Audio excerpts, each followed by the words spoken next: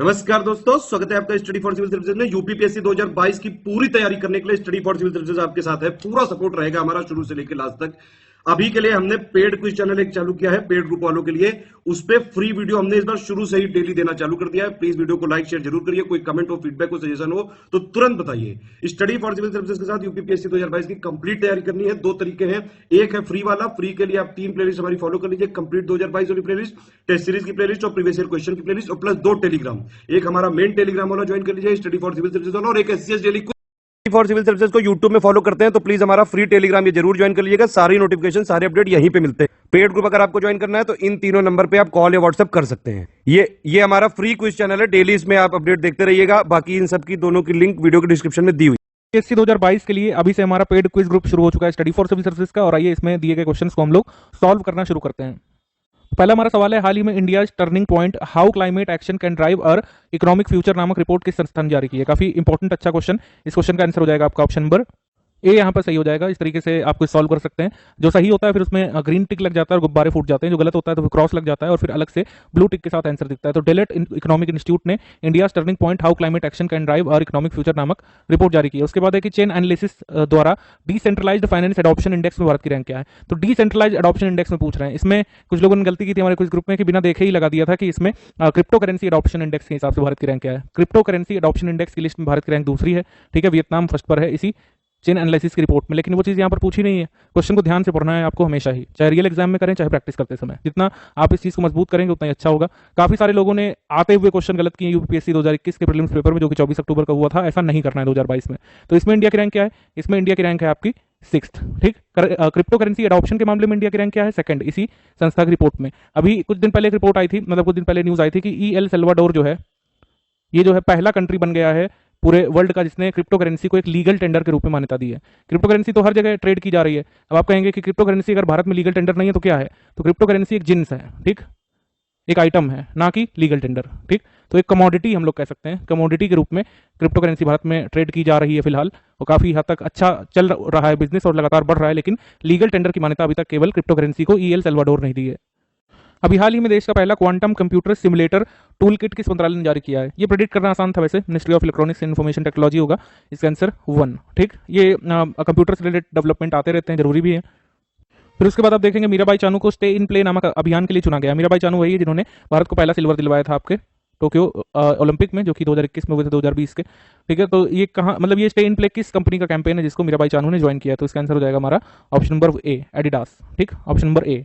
आप हमको जल्दी से कमेंट करके बताइए कि total number of silver medal कितने जीते गए थे भारत के द्वारा टोक्यो ओलंपिक में। ये सब हमने करवाया, ओलंपिक पे सेपरेट वीडियो भी है। इसमें हम रिवीजन कर रहे हैं, पूरा स्टडी नहीं करेंगे। डेली ये सीरीज आएगी, काफी सारे तथ्य आपको बताते रहेंगे। ये काफी सारा ई गोपाला एप्लीकेशन किसने लॉन्च किया? तो ऑब्वियसली जो है, मतलब ये किससे संबंधित है? तो डेयरी संबंधित है निश्चित तौर पर, ठीक है। इसमें देखिए हम इसमें कुछ चीजें बताते हैं, जैसे 29 अगस्त 2021 को राष्ट्रीय डेयरी डेवलपमेंट बोर्ड द्वारा विकसित किया गया है, ठीक है, ऑप्शन नंबर बी। उसके बाद है कि वैश्विक समुदाय ने वर्ष डैश तक बाघों की संख्या दोगुनी करने का लक्ष्य रखा है। तो ये लक्ष्य कब तक का है?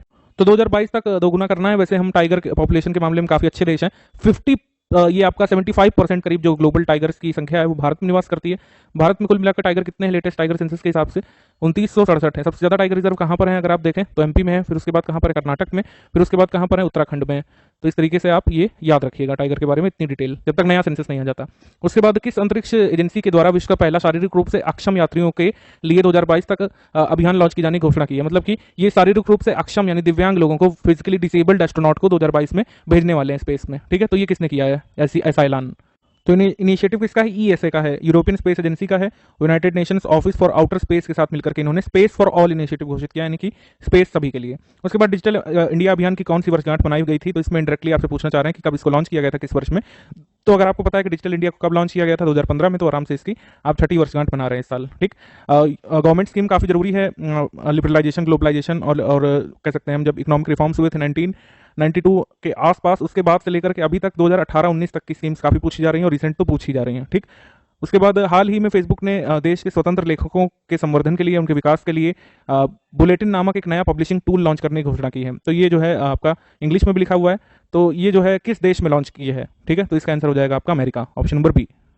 ऐसे ही इसका भी आंसर आपका अमेरिका हो जाएगा। ऑब्वियसली हमारे ग्रुप में आप हिंदी इंग्लिश दोनों में इसको अटेम्प्ट कर सकते हैं किस राज्य के केंद्रीय विश्वविद्यालय के भारतीय ध्रुव वैज्ञानिकों ने अंटार्कटिका में लॉर्समैन हिल्स में काई यानी मॉस की एक देशी प्रजाति की खोज की है, जिसका नाम ब्रायम भारतीयेंसिस रखा गया है। तो इसमें दो चीजें याद रख सकते हैं जो याद करना है एग्जाम पर्पस के लिए, क्योंकि आप हर चीज हर संदर्भ में नहीं याद कर सकते हैं। करंट अफेयर अगर 100 पेज का है तो उसमें 100 पेज आप रट नहीं सकते हैं। इसी वजह से प्रैक्टिस करते समय ही बनाएं अपने मन में कि क्या याद रखना है। ब्रायम भारतीयेंसिस बेसिकली क्या है, इसमें आपका ऑप्शन आ जाएगा, अगर फंजाई है ये, बैक्टीरिया का प्रकार है ये, ठीक है, लाइकन है, लेकिन आपको मॉस लगाना है इसमें, ठीक है, ये मॉस है। और जो है किस राज्य के केंद्रीय विश्वविद्यालय के भारतीय ध्रुव वैज्ञानिकों ने इसकी खोज की है, तो पंजाब, इसका आंसर हो जाएगा सी। उसके बाद आगे बढ़ते हैं हम लोग, इसमें है कि किसने कोचीन बंदरगाह से बेपोर अज्जिकल बंदरगाहों तक तटीय पोत परिवहन सेवा ग्रीन फ्रेट कॉरिडोर 2 की पहली जल यात्रा पर लोडिंग परिचालन का उद्घाटन किया। तो किसने उद्घाटन किया, ये कम जरूरी है। ग्रीन फ्रेट कॉरिडोर 2 के तहत कोचीन पोर्ट से कहां कहां तक के लिए ये जो सर्विस शुरू की गई है, ये इंपॉर्टेंट है, ठीक है। Maiden voyage for coastal shipping service under green freight corridor 2, तो ये लॉन्च की गई है आपकी कोचीन पोर्ट से बेपोर और अज्जिकल पोर्ट के लिए। मनसुख मंडाविया ने इसको लॉन्च किया है, जो इस समय मिनिस्ट्री ऑफ शिपिंग को देख रहे हैं। उसके बाद है कि एपी सूचना प्रौद्योगिकी नीति 2021-2024, तो नाम से पता चल रहा है, ये तो प्रेडिक्ट करना आसान था। आंध्र प्रदेश की ये इन्फॉर्मेशन टेक्नोलॉजी पॉलिसी आई है। ये सब चीजें भी कभी कभी पूछ ली जाती हैं, इस वजह से याद रखिएगा।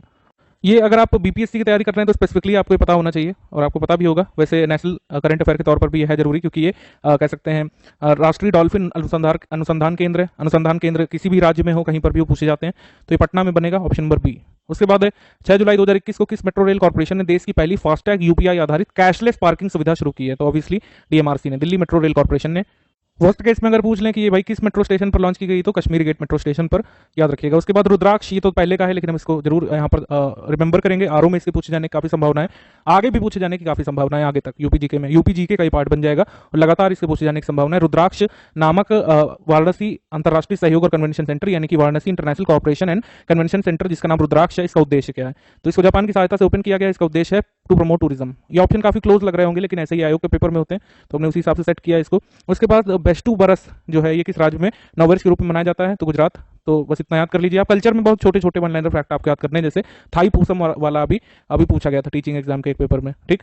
और बेस्तु वर्ष, ये आप दोबारा भी इसको अटेम्प्ट कर सकते हैं, गुजरात हो गया इसका आंसर। फिर एक मॉल्नुप्रिवियर ये जो है, ये पहली वर्ल्ड की एंटी कोविड ड्रग इसको बताया जा रहा है, जो कि आप ओरली यानी कि मुंह से खा सकते हैं, ठीक। अब आप कहेंगे कि हमारे भारत देश में तो फेविफ्लू और रेमडेसिविर जो है खाई गई थी, तो क्या ये आपकी एंटी कोविड ड्रग नहीं थी? नहीं, ठीक, ये एंटी कोविड ड्रग नहीं थी, ये कोविड के सिम्टम्स को ट्रीट करने के लिए, कोविड की कॉम्प्लिकेशंस को जो है ट्रीट करने के लिए इसको किया गया था, यूज किया गया था, और काफी इफेक्टिव भी रही है। लेकिन कोविड की डेडिकेटेड मौखिक गोली यानी ओरली ली जाने वाली ड्रग है, ब्रिटेन ने इसको लॉन्च किया, इसका नाम है मॉल्नुप्रिवियर। ये काफी जरूरी सवाल, यूनेस्को ने किस शहर को शिल्प और लोक कलाओं के रचनात्मक शहर के रूप में नामित किया है, तो इसका आंसर हो जाएगा आपका श्रीनगर, ठीक, ऑप्शन नंबर बी। उसके बाद 101वां देश जो है आईएसए में कौन शामिल हुआ है, तो इसका आंसर हो जाएगा आपका अमेरिका। अगर आप गलत करते हैं कुछ ग्रुप में, तो ये वाला आपका आंसर होता है, ठीक है, जिसमें ब्लू टिक लगा हुआ है, ठीक। उसके बाद है कि हमारा आखिरी क्वेश्चन, एनटीसीए के द्वारा अभी प्रपोजल जो है किसका अप्रूव कर दिया गया है कि इन्हें टाइगर रिजर्व के रूप में बनाया जाएगा, तो एक है गुरु घासीदास टाइगर रिजर्व और एक है Tamor Pingala wild life sanctuary, इनको टाइगर रिजर्व बनाया जाएगा। कुल मिलाकर भारत में इस समय तक कितने टाइगर रिजर्व हैं, ये आप हमको कमेंट करके बताएंगे। इनको अप्रूव कर दिया गया है, लेकिन अभी हम इन्हें टाइगर रिजर्व नहीं मानेंगे जब तक ministry of environment, forest and climate change का ऑफिशियल नोटिफिकेशन नहीं आ जाता है। तो छत्तीसगढ़ के टाइगर रिजर्व हैं जिनको मान्यता मिल सकती है आगे, ठीक है।